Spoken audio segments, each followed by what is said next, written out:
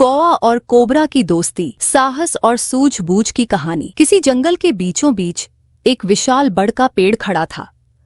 उस पेड़ के ऊपरी हिस्से में कौआ राजू और उसकी पत्नी काजल अपना घोंसला बनाकर रहते थे।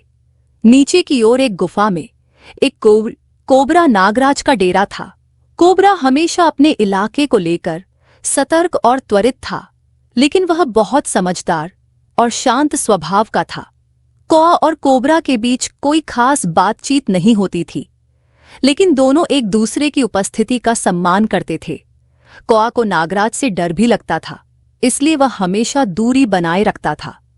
एक दिन कौआ के घोंसले में 3 सुंदर बच्चे हुए। कौआ और उसकी पत्नी बेहद खुश थे और अपने बच्चों की देखभाल में लगे रहते थे।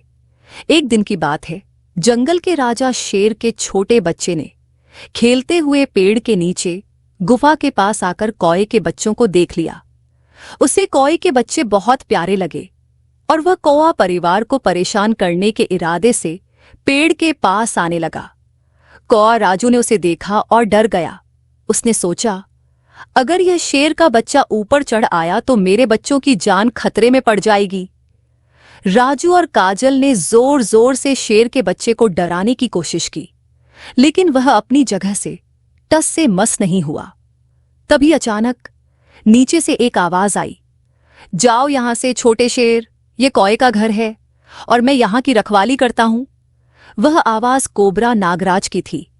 नागराज ने अपने विशाल शरीर को फैलाते हुए शेर के बच्चे को चेतावनी दी, यह इलाका मेरा है और अगर तुमने इस पेड़ के पास आने की कोशिश की तो मुझसे बुरा कोई नहीं होगा। शेर का बच्चा नागराज को देखकर डर गया और तुरंत भाग गया। कौआ राजू और उसकी पत्नी काजल ने राहत की सांस ली।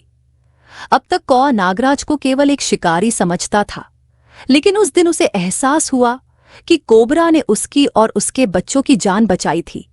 अगले दिन राजू और काजल नागराज के पास आए और उसे धन्यवाद कहा। कौआ ने कहा, नागराज, तुमने हमारी जान बचाई। मैं हमेशा तुमसे डरता था, लेकिन आज मुझे पता चला कि तुम दिल से कितने अच्छे हो। नागराज हंसते हुए बोला, डरने की कोई बात नहीं कौआ भाई, मैं तुम्हारे बच्चों को किसी भी तरह की हानि नहीं पहुंचाऊंगा। हम दोनों इस पेड़ पर रहते हैं तो हमारी जिम्मेदारी है कि एक दूसरे का ख्याल रखें। वह दिन कौआ और कोबरा की दोस्ती का दिन बन गया। धीरे धीरे दोनों के बीच गहरी मित्रता हो गई। अब कौआ अपनी ऊंचाई से जंगल की खबरें नागराज को देता और नागराज अपनी सुरक्षा के घेरे में कौआ परिवार को सुरक्षित रखता। कई बार जंगल के अन्य जानवर पेड़ के पास आकर कौए के बच्चों को परेशान करने की कोशिश करते, लेकिन नागराज हर बार उन्हें भगाता। एक दिन जंगल के कुछ शिकारी वहां आए और पेड़ के नीचे जाल बिछाने लगे। कौआ ने उन्हें दूर से देख लिया और तुरंत नागराज को खबर दी। नागराज ने एक बार फिर अपनी बुद्धिमानी का उपयोग किया। उसने अपने जहर से पेड़ के नीचे के सारे जालों को नष्ट कर दिया और शिकारी डर के मारे वहां से भाग गए। कौआ राजू और उसकी पत्नी काजल को एक बार फिर नागराज की सूझबूझ ने बचा लिया। अब उनकी दोस्ती और भी मजबूत हो गई थी। राजू और नागराज एक दूसरे पर पूरी तरह भरोसा करने लगे। नीति: सच्ची दोस्ती कभी जात पात, रूप या भय पर आधारित नहीं होती।